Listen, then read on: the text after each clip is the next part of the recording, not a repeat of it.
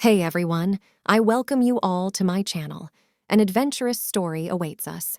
So grab some snacks, get comfy, and let your imagination take flight. Title: The Night I Was Almost Kidnapped. This story is about the night Stacy almost got kidnapped by a fake Uber driver. So a little backstory. This was in the early days of the pandemic when everything was shutting down. Stacy here was desperate for work, so I took a job doing some filing at a medical office overnight. I know, so glamorous, right? The things we do to pay those bills. Anyway, Stacy didn't want to risk getting the Rona by taking public transit, so I ordered an Uber on the app. Now, I'm not used to Ubers normally, and Stacy was absolutely exhausted after my overnight shift. Talking serious bags under the eyes, I need a nap o'clock, you know? So, of course, Stacy passed right out in the back seat as soon as I got in the car. Huge mistake. Never let your guard down, ladies. I woke up probably 45 minutes later and had no idea where Stacy was. The driver was like, "We're here." I look around and, honey, we were in the straight-up hood. Like creepy, abandoned, decrepit buildings. Windows busted. It was pitch black outside. Garbage everywhere. Stacy was freaking out. Clearly, this was not no medical office like I was expecting. I'm searching on Stacy's phone desperately, trying to get some signal so I can figure out what WTF was going on and where I was. No service. Great.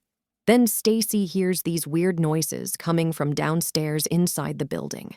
At this point, I'm thinking it's gotta be some crackhead lurking around in this abandoned building. Stacy did not want to become a Dateline story. Occur. No, ma'am. I watch too much true crime. So Stacy's completely shook at this point, frantically trying to sneak out or find an exit, when I hear the driver coming upstairs. My heart absolutely stopped. Why did he bring Stacy here? What were his intentions? Was he luring me here? I was spiraling. Stacy just booked it and jumped down the stairs without thinking. Ow, ow, ow. It hurt so bad, but ain't no twisted ankle stopping Stacy from getting away from this creep. Adrenaline is real, y'all. So I'm stumbling around in the pitch-black dark feeling along the walls, looking for the exit or another staircase. Stacy was getting even more lost in this maze of an abandoned building. Suddenly, bam! These bright, blinding lights shine in my face out of nowhere. I thought for sure it was another kidnapper or the Uber driver coming to snatch Stacy up. Nope, it was the Popo, 5 Euro, the Fuzz. Apparently, someone had reported a suspicious vehicle parked outside the abandoned building, so the police came to check it out. Thank the good Lord. Stacy's guardian angel was clearly on duty. The cop questioned me while I was having a full mental breakdown. Stacy probably sounded insane, but I spilled the whole story. He thought I was on drugs. Girl, Stacy don't do drugs. I got enough anxiety already. Turns out this random creep had pulled up pretending to be Stacy's Uber driver. He was lurking around waiting for me when I came outside looking for my ride. Thank God the police showed up right in time. Who knows what would have happened if they didn't? Moral of the story: stay vigilant and never let your guard down, ladies.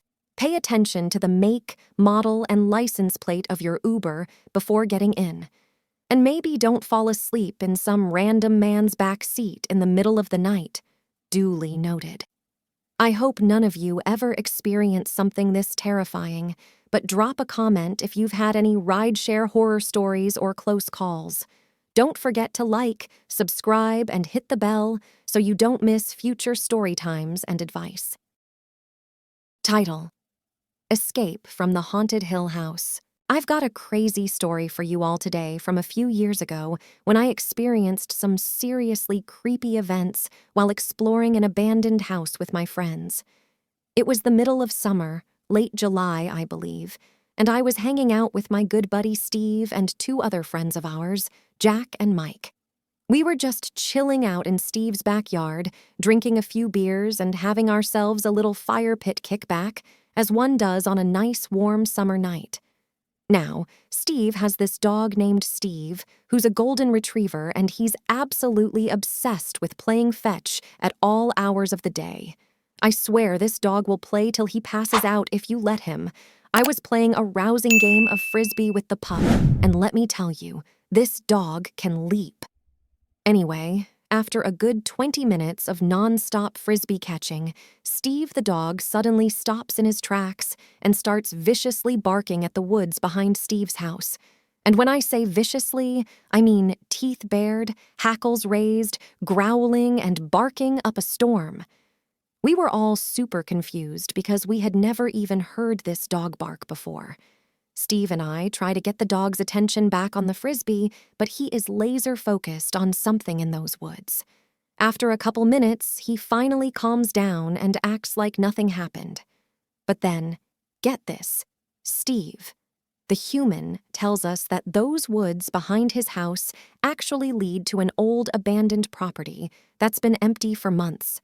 I don't know about you guys, but I love me a good abandoned location to explore, so I was immediately intrigued. Steve goes on to say that he can see a light on inside the house, even though there's no way anyone could be living there. At this point, my curiosity is piqued. We all kinda look at each other with that same adventurous twinkle in our eyes, the unspoken signal of, oh, we are so investigating this. It was pretty late, probably around midnight at this point, but the four of us polished off our beers for some liquid courage and made our way through the woods towards the mysterious abandoned house. As we approached, I could see the place was clearly in rough shape. Scorch marks all over the outside walls, shattered windows, violently overgrown bushes and plants covering the property. This place had definitely seen better days. But even creepier, Steve was right. Inside the first-floor window, a flashlight was glowing in the sink. We quietly snuck around to the front door, checking to make sure none of the neighbors had noticed our presence. The coast was clear. Steve tried the front door handle and it opened right up. Now look, I don't usually condone breaking into abandoned buildings, but the door was unlocked and we were gently invited in by pure fate. The four of us stepped inside and were hit with the heavy smell of smoke and ash. The inside was completely wrecked from what must have been a pretty gnarly fire. In the living room, the walls were charred black and parts of the floor completely burnt through. We had to watch our step and tread lightly. Despite the clear damage, everything was still slightly illuminated from that flashlight shining in the kitchen. I could also see the source of light coming through the door to the basement, which presumably is where the fire originated. Every fiber of my being did not want to go down there, so I convinced the group we should stick to the ground floor. We crept through the first floor, but found mostly just fire damage and garbage strewn about. Things got really interesting, though, when we made our way upstairs. Up there, everything was oddly normal, like creepily untouched. The second floor had a long hallway with a bunch of bedrooms and a bathroom. Totally pristine condition, you wouldn't have guessed the chaos happening right below our feet. We started peeking in each room one by one. I opened the door to what looked like a child's bedroom, and that's when we heard it. Music. Faint music coming from somewhere on the floor. We traced the sound to the room at the very end of the hall. Now my mind is racing. Who is in here blasting tunes in this abandoned shell of a home? Steve swung the door open, ready to confront whoever was inside. But the room was completely empty, except for a Bluetooth speaker sitting in the middle of the floor, crooning out soft jazz of all things. Needless to say, we were freaked.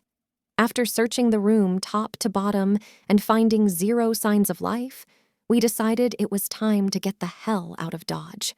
We briskly made our way back downstairs and started heading for the front door. As we stepped outside and rounded the corner of the house, we all stopped dead in our tracks. One of the second-story windows, there was a figure standing there, staring directly at us. We bolted across the yard and straight into the woods without looking back.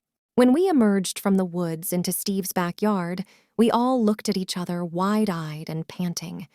Whoever was in that house knew we were there the whole time.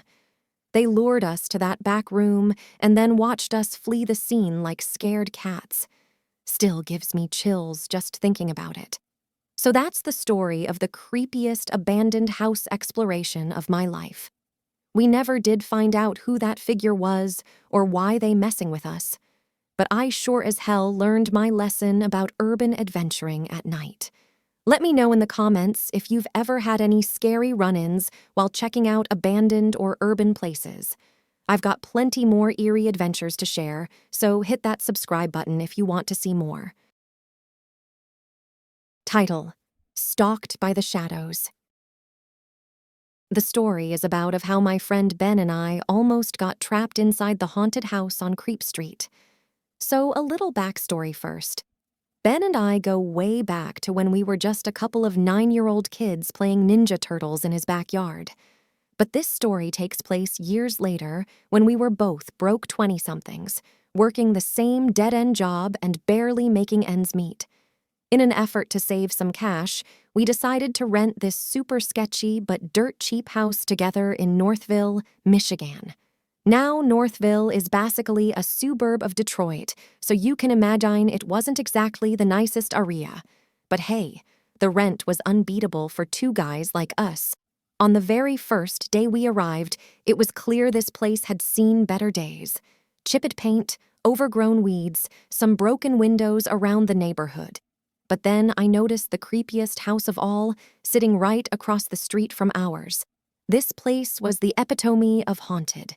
Peeling paint, broken windows, vines and weeds consuming the entire front yard. And one of the windows even had this creepy graffiti next to it that just said, "Turn back."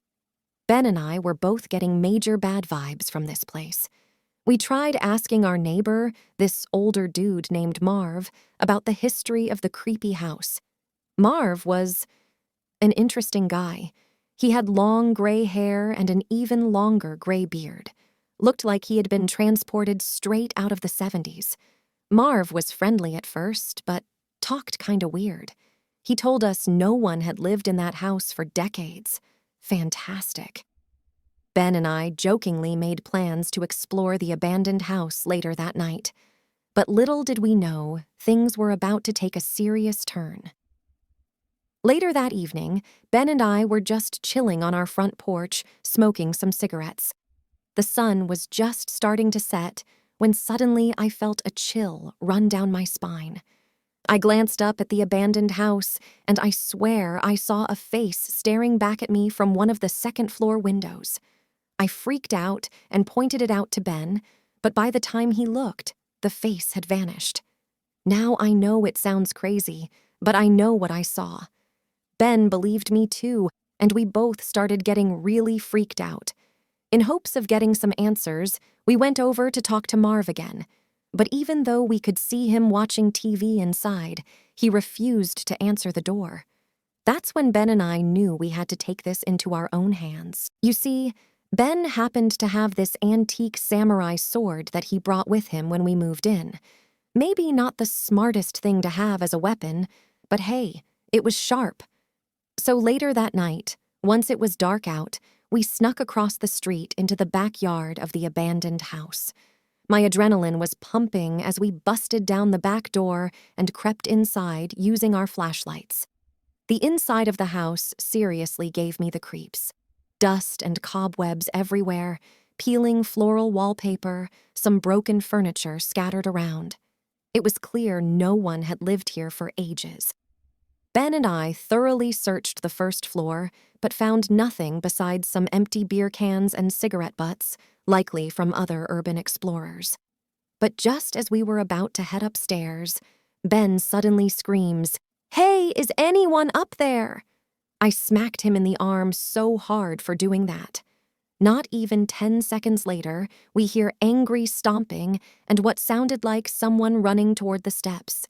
Now, I've never sprinted so fast in my life. Ben and I hightailed it out of there and didn't look back. We ran back to our place, out of breath and freaked.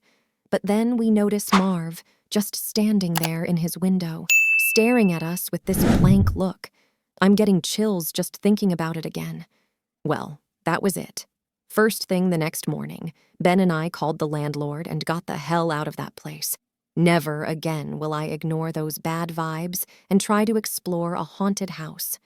We still have no idea what was going on with the creepy abandoned house, but I hope none of you ever have to find out yourselves. So there you have it, friends. The night Ben and I almost got trapped inside the haunted house on Creep Street. Let me know if you've ever had any creepy paranormal experiences like this. Don't forget to like and smash that subscribe button. Stay creepy out there. Peace.